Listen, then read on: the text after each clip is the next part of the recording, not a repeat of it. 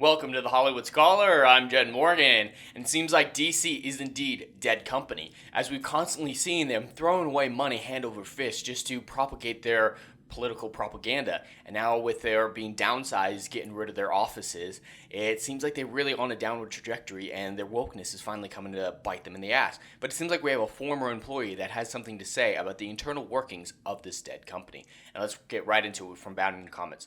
Former Superman colorist Gabe says another reason he left DC was racism and treating POCs like victims. Now, I'm not sure exactly how this is going to play out. This is going to be a good take or not. I haven't read the article yet, but the headline definitely grabbed me. It's something inside DC that'll tell us, enlighten us of what this company operates as, maybe positively or negatively.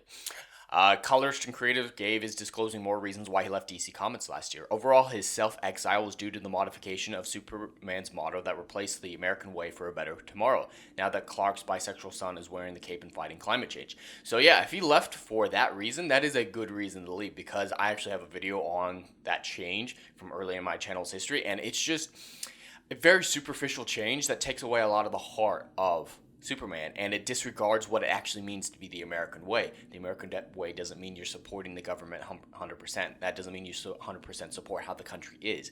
It is supporting an idealized version of the country, or something that we should strive to be, the best version America can be, and that is always something worth fighting for. So if he left because of that, he's earned some of my respect. That is a good reason to leave this dying and dead company.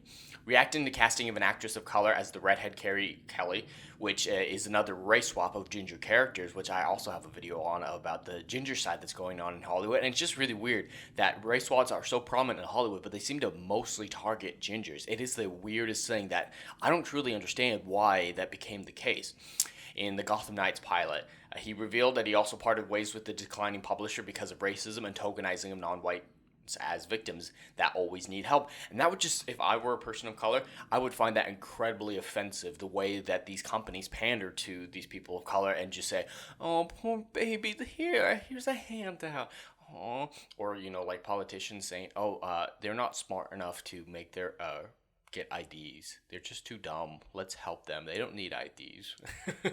There's a lot of dumb stuff that is actually really racist, but they don't see it as that way because they're putting them up as children on a pedestal, as better than themselves.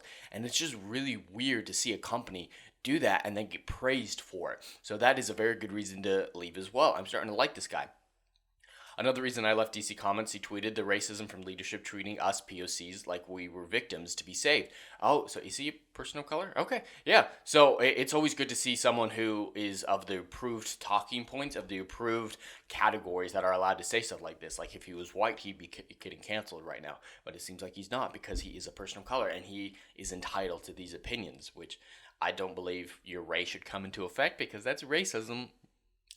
Your race determines whether or not you're allowed to have an opinion, but it is great to see these people breaking the narrative and calling out the people who are pandering to them and saying this is bullshit. And yeah, he doesn't want to be treated like a victim that needs to be saved by white saviors. That is just incredibly racist. He was a North African and son of a Liberian immigrant, added a personal story from 2016 right after the presidential election.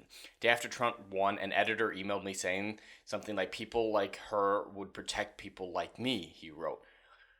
Holy fuck, I would be fucking pissed if my boss was like, oh, I know it's scary right now because Big Bad Orange Man is in office, but I'm going to protect you. I'm here for you. Don't call me a racist. With 3 laughing, teary-eyed emojis, he concluded his post, wondering, how are you going to protect me? I voted for Trump. Oh, he should have responded with that. That would have broke her brain. I love that because, yeah, there are plenty of people of color who voted for Trump and realize that there's different things to that situation. I'm not going to get political on my personal opinions here, but he's not the boogeyman. He's not. And he's not a super duper racist. Like, there are plenty of people of color who support him. And so by acting like he's the boogeyman, devalues Gabe's opinion. And it's just really funny to see. Disgusted by alterations made in creative liberties DC has taken with the Man of Steel recently, he not only bolted from DC, but left publisher Jim Lee a long passage message as to why. You probably hate me and I think I am a fool, but I couldn't stay silent any longer. And I can totally understand that. You're the price of your soul to do something you love. I've actually been in similar situations where I have to choose between what I love and what I believe in, my soul, per se.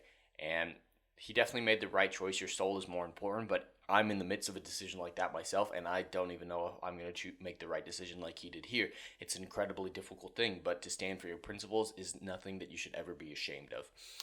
Your parents decided to immigrate to America, Jim, he concluded. This country and its heritage and the blood spilled gave you everything you have, not South Korea.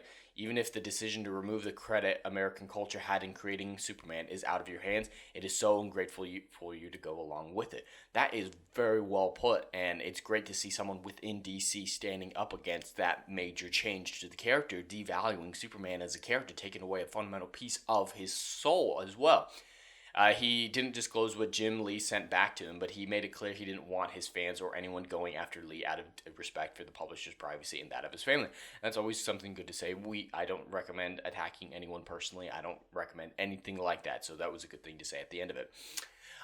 He would rather comic book readers and his followers help him restore the American way principle to the industry. To this, he is producing a graphic novel christened appropriately Truth, Justice, American Way.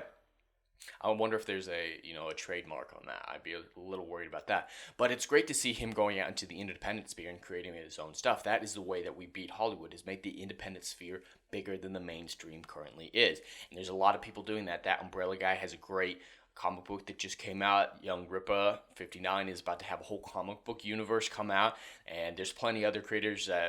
The Critical Drinker has some novels out. It's how we beat them is by being more creative and better at it than they are. And I'm involved in that as well. I have several published novels as well, but he's going about it the right way. He's like, we have to bring back the soul of stories, and he's making his own. So I recommend going to support this if you're a fan of his work. He sounds like a great guy who really is standing up against a lot of the problems that I have with Hollywood and comic book industry as a whole. So heroes you can believe in. Yeah, he's just talking about his Indiegogo campaign about trying to compete with Hollywood with his own comic book series, and that's actually really cool. So, yeah, these were all some really great comments who broke it down very well, and it's great to see, despite his opinion not meaning any more or less than anybody else based on his race, it's great to see someone of his race, because I have to use their terms, stand up within the company and say, no, this is wrong. I am against this. I owe everything to the America and the American way, and this is wrong, and I am not a victim. And it's just something great to see, and I really appreciate someone like him standing up, and I really think it's great that he's going out into the independent sphere and trying to compete. That's what we all need to do. But anyway, that's all I have for today. I'd love to hear your thoughts in the comments below. Please like, share, and subscribe, and I will see you on the next video. Anon.